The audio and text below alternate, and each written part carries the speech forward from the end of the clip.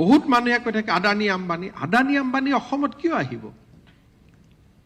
মইতো বিচাৰো তেওঁলোক আহক কাৰণ এজন আদানী আহিলে এজন আম্বানী আহিলে 1 লাখ কোটি টকা তাৰ মানে মিনিমাম 40,000 এমপ্লয়মেন্ট হলা আপোনালোকে যদি আদানী আম্বানীৰ বিৰুদ্ধে লিখি থাকে তেওঁ কিয় আহিব কিন্তু উৰিষ্যাৰ পেপাৰত কোনেও নিলিখে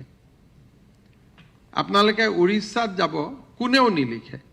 এইকেদিন পশ্চিমবংগত আদানীয়ে এখন হস্পিটালত ইনভেস্ট কৰিব খুজিছে তাৰ কাৰণে গোটেই ৰাজ্যখন উৎসাহিত হৈ আছে যে আদানীয়ে 2000 কোটি টকা ইনভেস্ট কৰিব এখন হস্পিটাল বনাব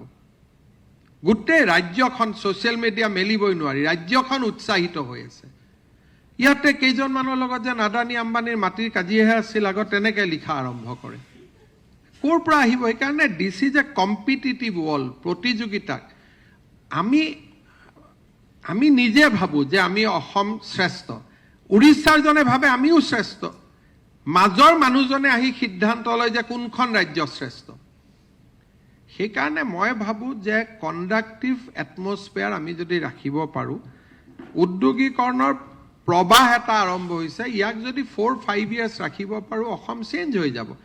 আপোনালোকে ধৰক স্যাটেলাইট সিটি কোনে বনাব কি কথা কোনেও নাজানে আদানী আম্বানী কোৰ পৰা আহিলে আদানী মোক কোনেও নুখুদেও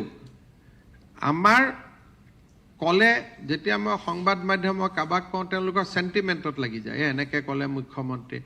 বাবা হেডলাইন কৰাৰ আগতে মোক এটা হোৱাটছআপ দি দেচোন যে স্যাটেলাইট সিটিখন আদানী আম্বানীয়ে কৰিব নেকি তে মইতো লগে লগে উত্তৰটো দি দিওঁ মইতো মোবাইলত সবকে উত্তৰ দিওঁ ইমানখিনিও আমি নুখুদো তেতিয়া মোৰ লাগে আদানী আম্বানীৰ লগত ইহঁতৰ কিবা আগত কাজিয়া আছিল নেকি যে কিবা মাটি তাটিৰ কাজিয়া আছিল নেকি তেতিয়া এনেকেহে মানুহে শুয়ে বাৱে লিখি থাকে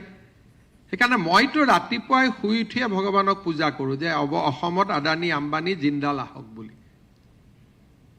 কামাখ্যাত গ'লেও প্ৰথম মোৰ সেইটোৱে আজিকালি পূজাত থাকে যে অসমত আদানী আম্বানী জিন্দাল টাটা দিনটোত যাতে তেওঁলোকৰ এটা ফোন পাওঁ যে অসমত 10,000 কোটি টকা ইনভেস্ট কৰিব খুজিছো বুলি এইটো হল মোৰ মাইন্ডসেট আৰু এটা বেলেগ এটা মাইন্ডসেটও আছে অসমত এই দুইটা মাইন্ডসেটৰ মাজত কনফ্লিক্ট হৈ থাকিব যোনে জিকে তেনেকে ৰাজ্যখনৰ ভৱিষ্যত নিৰ্ভৰ কৰিব